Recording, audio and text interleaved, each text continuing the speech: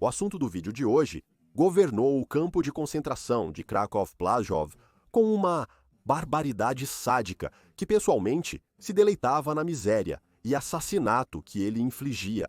Hoje vamos abordar a vida, os crimes e a execução de Amon Göth, também conhecido como o açougueiro de Plaszow. Amon nasceu em uma família católica rica, em Viena, Áustria, em 11 de dezembro de 1908. Ele foi criado principalmente por sua tia, pois sua família possuía uma editora de sucesso. Ele não se destacava por ser estudioso, pelo contrário, sua paixão estava no nacionalismo de extrema-direita. Aos 17 anos, ele abandonou seu treinamento para se tornar um fazendeiro e se jogou na agitação política de extrema-direita. Ele se juntou a várias brigadas juvenis antissemitas e grupos paramilitares na Áustria. Isso incluía a Heimwehr, que era formada por ex-soldados e se opunha à democracia e buscava a unificação da Alemanha e da Áustria, enquanto lutava contra socialistas e comunistas. Goethe entrou para o Partido Nazista Austríaco em 1930, filiando-se às SS e SA. Ele liderou grupos de homens da SA e SS que buscavam desestabilizar a Áustria.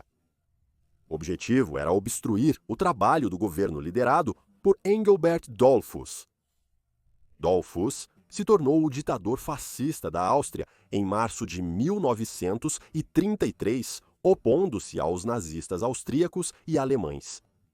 Ele se alinhou mais com a Itália de Mussolini. O Partido Nazista Austríaco foi proibido, mas isso não impediu suas atividades. Goethe teve um papel crucial no contrabando de armas, equipamentos e explosivos da Alemanha para a Áustria. Em 1934, Goethe e os nazistas austríacos tentaram um golpe apelidado de Putsch de Julho. Eles conseguiram assassinar Dollfuss com sucesso, mas no final o putsch falhou devido ao apoio italiano e porque Hitler não estava disposto a ajudá-los. Muitos dos nazistas austríacos, incluindo Goethe, foram presos por seu papel no golpe. Goethe escapou da detenção e fugiu para a Alemanha. Lá, ele frequentou o campo de treinamento da prisão de Dachau para se tornar membro da SS. Por um período, Goethe deixou a SS para administrar os negócios da família e se casou brevemente. Não foi até uma anexação nazista da Áustria, em março de 1938, que Goethe retornou à SS. Com o Anschluss, a Áustria foi incorporada ao Terceiro Reich para formar a Grande Alemanha, que Goethe tanto esperava. Pouco depois, Goethe se casou novamente com Anna Geiger. O casal passou pelo rigoroso perfil racial e testes físicos da SS, que confirmaram que eles seriam adequados para se casar. Com o início da Segunda Guerra Mundial, Goethe foi oficialmente convocado para a Wehrmacht alemã. É improvável que ele tenha realmente servido, pois continuou na SS. Ele fez parte da invasão nazista da Polônia e fez parte do escritório do comissário do Reich para a consolidação da nacionalidade alemã.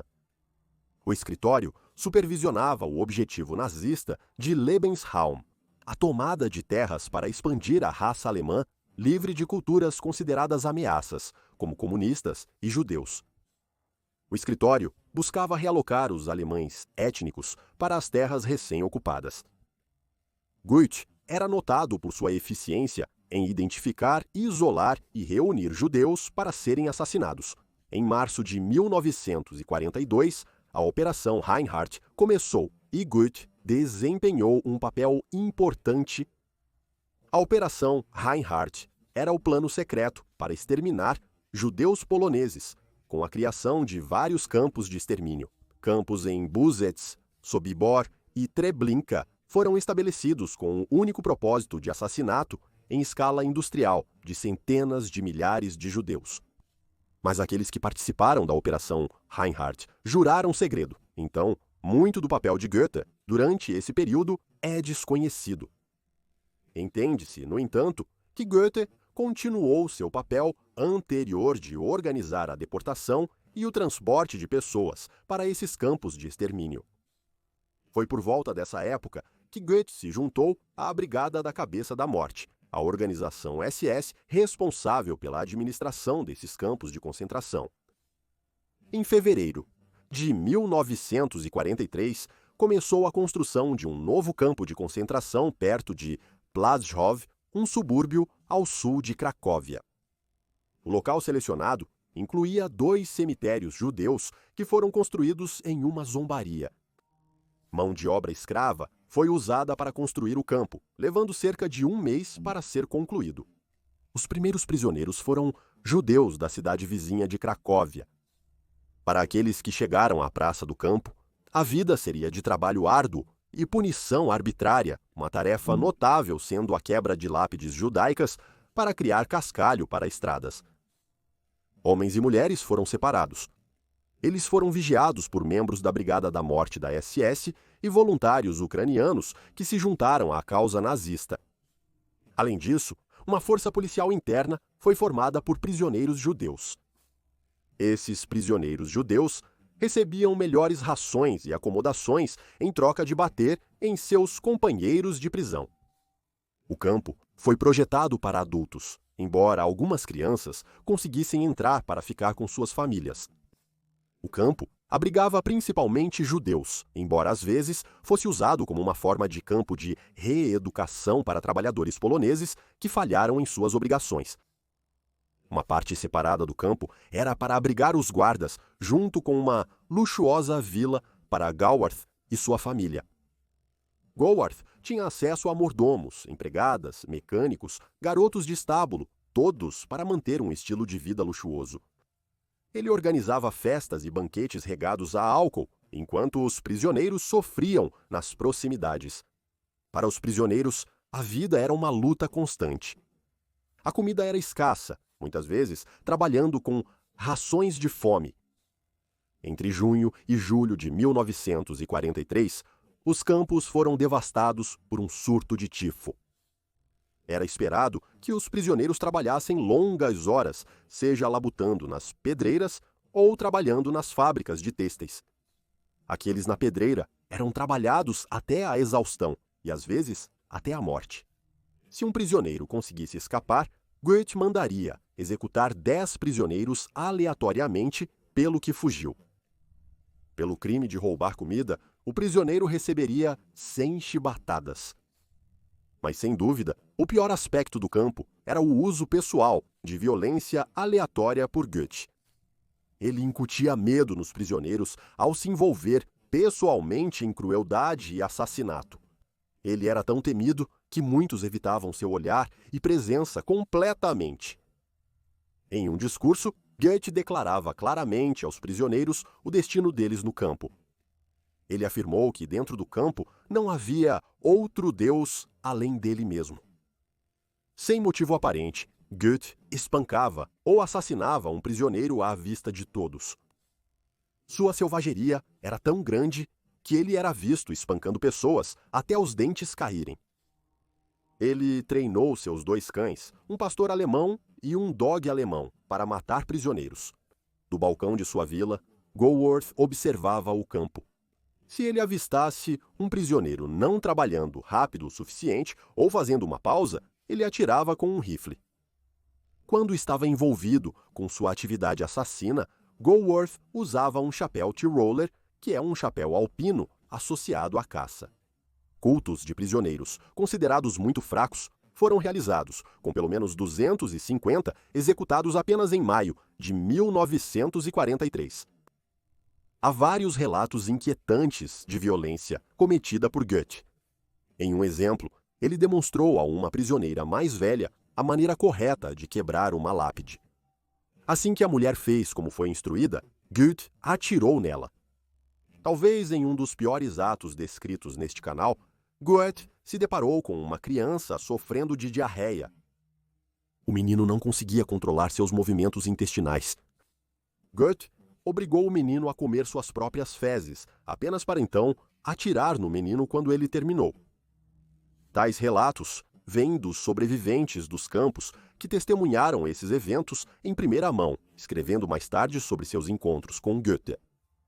Somente em 1944, o campo foi oficialmente designado como um campo de concentração pelos nazistas. Era um campo de trabalho não controlado pela Inspetoria de Campos de Concentração. Então, essa mudança trouxe consigo mais regras e restrições para a administração do campo, limitando o controle de Goethe. Em maio de 1944, Goethe organizou a limpeza do campo para dar lugar a cerca de 10.000 judeus húngaros. Goethe ordenou que todas as crianças do campo fossem enviadas para Auschwitz. Em agosto daquele ano, os nazistas tentaram ocultar o máximo possível de seus crimes. Durante o funcionamento do campo, milhares de prisioneiros foram assassinados e enterrados em valas comuns próximas. Goethe ordenou que alguns prisioneiros exumassem e queimassem esses corpos. Foi durante essa operação que Goethe foi preso pelos nazistas. Ele foi preso e acusado de roubo de propriedade judaica, corrupção e alimentação inadequada de trabalhadores forçados, além de violações das regulamentações do campo de concentração sobre o tratamento e punição de prisioneiros. Em setembro de 1944, ele foi dispensado do seu dever. A administração do campo foi entregue a Arnold Brücher, que supervisionou a deportação dos prisioneiros restantes para Auschwitz, muitos em uma marcha da morte final para as câmaras de gás. Ao final da Segunda Guerra Mundial, o Exército Vermelho Russo encontrou apenas um campo desolado ao se aproximar do local. O campo e os prisioneiros foram todos destruídos. Quanto a Goethe, toda a propriedade tomada pelo campo deveria ser de propriedade do Estado nazista. No entanto, Goethe estava enriquecendo pessoalmente. Desde dinheiro e ouro roubados até roupas e móveis, Goethe acumulou uma pequena fortuna. Mas com o fim da guerra se aproximando, Goethe nunca enfrentou julgamento por seus crimes nazistas. Em vez disso, ele foi considerado mentalmente doente e foi detido em um instituto psiquiátrico na Baviera até o fim da guerra. Em maio de 1945, ele foi descoberto pelas forças americanas, vestido como um soldado do Ato de Weimar. Como seus crimes ocorreram em solo polonês, as autoridades da Polônia solicitaram sua extradição. Na Polônia, ele enfrentou 5 acusações, incluindo o assassinato de 8.000 judeus, a tortura e o tratamento selvagem de prisioneiros e a liquidação dos guetos judeus. Goethe declarou-se inocente, baseando-se na defesa de que qualquer sentença de morte executada foi feita apenas com o conhecimento e a autorização de seus superiores. Para simplificar, ele disse que estava apenas seguindo ordens. Goethe foi considerado culpado nas 5 acusações em um julgamento de 27 de agosto a 5 de setembro de 1946. Ele foi condenado à morte por enforcamento. Sua execução ocorreu na prisão Montalutic, que estava localizada não muito longe do campo que ele comandava. Em 13 de setembro de 1946, ele foi levado para a forca de queda curta. Com as mãos atadas atrás das costas, uma corda foi colocada em volta do seu pescoço e ele pisou na porta da armadilha.